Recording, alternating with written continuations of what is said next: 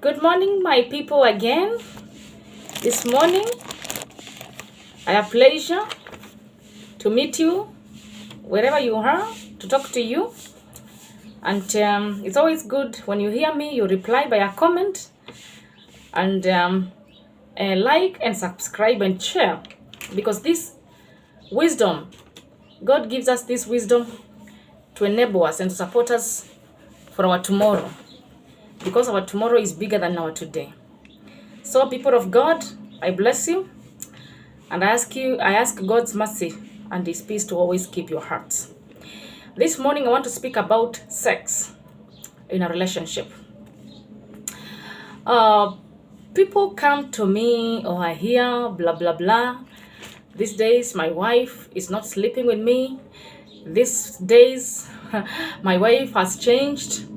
She's no longer the woman that I married. She has moods. She's this, she's that.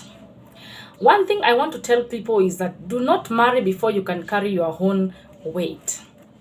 Many people want to marry. I'm sorry for that.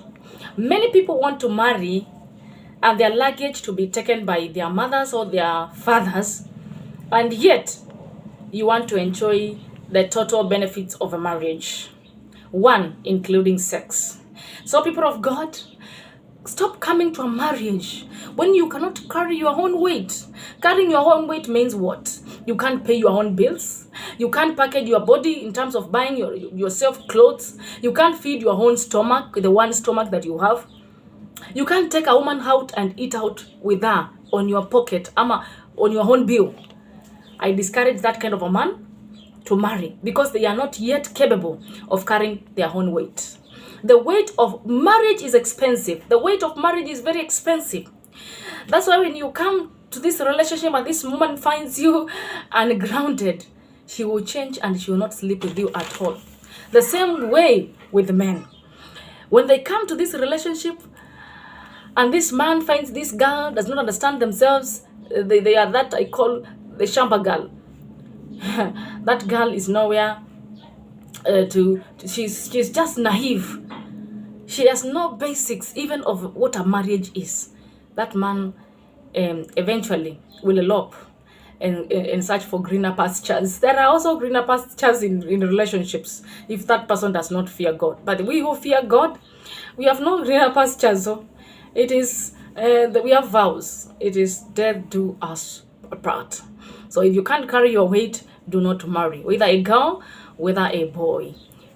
Because now I talk about relationships that have a commitment. You can't carry your own weight. A girl or a boy, do not come into a relationship. A man who is mature, who cannot carry the weight of educating his children, do not marry. Please, the children will suffer in the name of a marriage. Please, put yourself together first so that you can be able to take care of another person. People of God, sex does not benefit men alone. It is for both parties. When we come into a relationship, there is so much expectation. Oh, this woman is like sex. It is like you want to make me an object of the so-called sex. I always say that sex is the crown, is the cover of a cake that people see.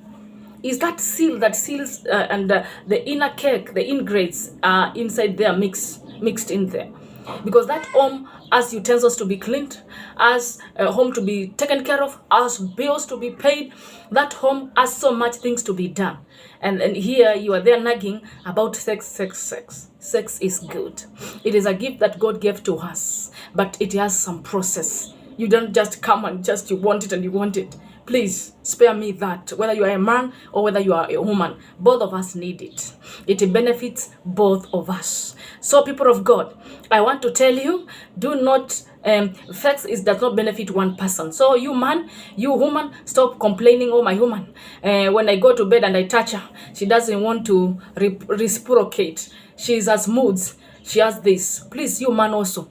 When your woman throws the ends to you and you say, oh, I am tired, you don't want also to do the right thing, what do you expect from that woman? She feels the same.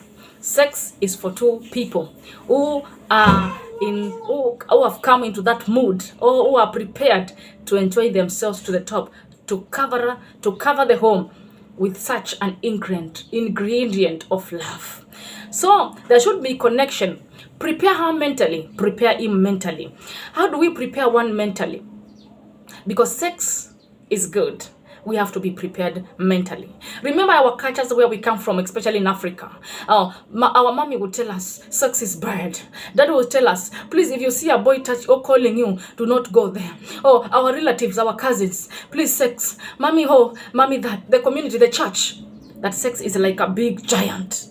So you come to this man, you come to this woman, and there was no don't. Now here is do. We also get confused. Please, parents, prepare children to begin to understand sex in a early age, to begin to understand what sex is all about, so that when they come into the big issue, into the big day, when they come to commitment of a marriage, they don't feel that pain, that struggle, that opening their eyes won't be a big thing, because they know it's something that God gave to us, but it should be done by people that are in a commitment. It's not to be done outside there for experiments. Sex is good. So prepare your partner mentally. Let them know that something will happen by just throw of some nice words, or communicate that we will go. If I am like come from Mombasa town, I come from where I live right now, I may say we want to take a ride to Mombasa town, or I may say I want to go to the beach for swimming. Just come up with something that will prepare your partner mentally that they wanted something.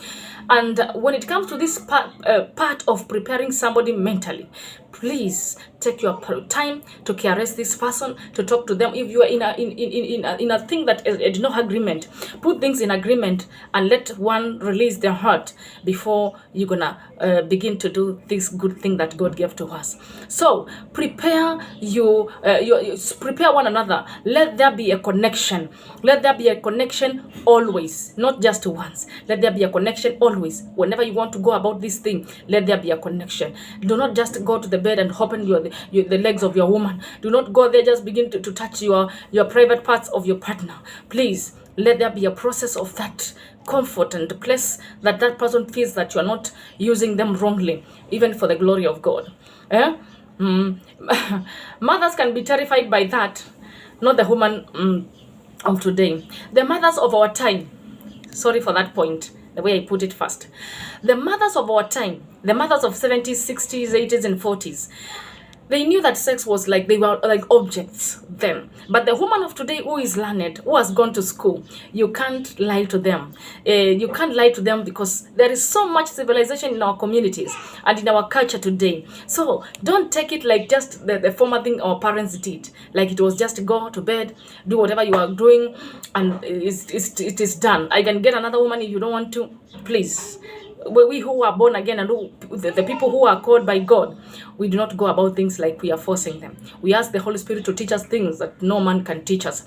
You can pray and ask God to help you on how to do these things in a peaceful way, in a better approach, so the former women could just go with these things the way they were then. But the women of today, please, they can't buy that today. So if you go about that, the women of today won't be terrified to tell you it is over, to tell you I don't want you anymore, to tell you so blah blah blah, more blah blah blah, because you are not coming to them in the rightful way to get what you deserve, because you deserve it. So men, please approach women rightly. Women, approach sex in an open ground, because sex is just a thing of friendship that seals the friendship of a marriage to become better. It is like a rape if you go into a woman or a man without a preparation. Me, I talk about two people in this in relationships. If you go to a person and they're no mood, it's like raping them. Please prepare yourself to be in a mood. Prepare a person in a mood. So it's to be in a mood so that this thing can be enjoyed. Many people marry for different reasons, and this is the ground where people divorce, and these papers of divorce every day they are taken to court. They are not big deal anymore. People of God, I want to admonish you, to tell you, do not take your marriage like a small thing. Your marriage is a covenant. It is not to be taken like a small thing. Honor it and respect it, and that is why you will take the right steps before even sleeping with the partner. Marriages lasted, like we can look at Abraham, who stayed with a woman who was not conceiving for many years, but that man sticked, and that woman stuck there. Despite the challenges that came, she wants to be married by Pharaoh, or she wants to be married by another king there, still, these people respected what they had. They had a covenant with one another. People of God, we have a covenant in our relationships. Let us not marry with the right reasons, because somebody pressurized us and told us, oh, you are getting late, marry. You need children, marry. Or you're not, you can't be a man who can command anything in a community if you have no children, or you have no marriage, and then you are pressurized. Even somebody connects you with a woman from another town, and then the people say you are married. This is something that you have to be prepared. I began with saying, carry your own weight first before you enter into this thing. People of God, these reasons that people marry for, please do not marry a woman for the wrong reason. Do not marry a woman because of their beauty. Do not marry a man because of their money. Oh, people of God, people are crying because of these reasons. So do not take a woman like a property. Do not take a man like a property. Respect them and honor them because they are God's image. They are created in God's image and they deserve honor. Some marry for children. Do not marry just for the sake of children. If the children come and they found you that you were not fit, they will also suffer. Do not marry because you wanted children.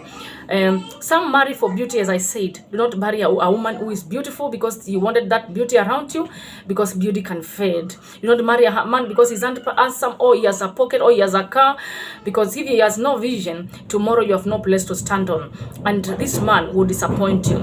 So treat one another with respect and with honor for the glory of God. So people of God, I love you, and I love you, people of God, and I want to continue encouraging you because of the great things that God is about to do. Men, treat your women with care, respect, and all kindness. Men and women, I do not want to admonish one person. I want to talk to both people here, because if I talk to one person, I will be unselfish, or I will do the wrong thing. God always talked to Adam and Eve and said to them the blessing and the curses also to both of them. So I want always to talk to these people that are called a woman and a man. You men and you women, treat your women, treat your woman with care, with respect, and with all kindness. Do not treat them like objects for sex. Do not treat anybody like an object for sex. Beat them because they did not sleep with you. Have some moods in the morning because this person did not sleep with you. We women go twice. We go like 5 days without, proper condition. Blood flowing in this place called the private parts of ours. You need also to have mercy and just take us like your own. Like your own person that you can feel for them. These days that we go through, they are hard days. You have to cover yourself this way. When you go before people, you have to check yourself this way. Also, we need some respect. Also, men go through some challenges that pain them. We need to respect them and treat them with kindness. People say, oh, honor the man, bow to the man. Well, we all are human people. I say the difference of a man and a woman is that the woman carries her fetus in a womb, and that is what makes the woman called female and the man called man. So it's a man plus FE at the beginning of the word. That's why we call her female. So she's a man but with a fetus in her womb. Let us treat one another with respect, not like objects, for the glory of God. Romance is the only... Keep quiet, Jedida. Romance is the only thing that turns a man or a woman. People of God, our relationships have no romance. Where is romance, our people? Where is romance, my people? You can't even watch a movie together that has some little romance so that you can excite your bodies for the glory of God, or talk some words that can excite you. People of God, let us restore back what the devil has stolen from us. Romance, caresses, touching here and there. Telling your darling some nice words. Talk. Looking at your partner with some eyes. Look at them. Let there be some communication in the eyes. Let some words of grace come from your mouth, even for the glory of God. So restore romance in your relationship. Stop seeing so small skirts there. Look at what you have because it is special. You have a covenant somewhere. Honor it for the sake of the Holy One who gives us life, even God himself. Honor it so that you can live a life that is beautiful. Remember that sex is mind-oriented. Sex does not just come. It is prepared from here. If you want your woman to always stick to you or to just be in a mood, treat her like Mama Fulani. Let her know that this man I am in his heart. Let this woman feel like that man. Let this man know that you are in his heart by how you treat him, by how you talk to him. But if it is not done for two, it will not work. If the man wants to be the king alone because he's the one that pays the rent, because he's the one that buys people food, that thing cannot work. Work with your woman side, because a woman was taken from your side, not at your back, if you want this thing to work. So remember sex. Remember that sex is mind-oriented. Work with your woman, putting your decision on the table, what you want to do. This woman will believe that you trust her. But the minute you begin to treat her like you have some other things hidden somewhere, the agendas, this woman will leave you no matter how great your relationship began.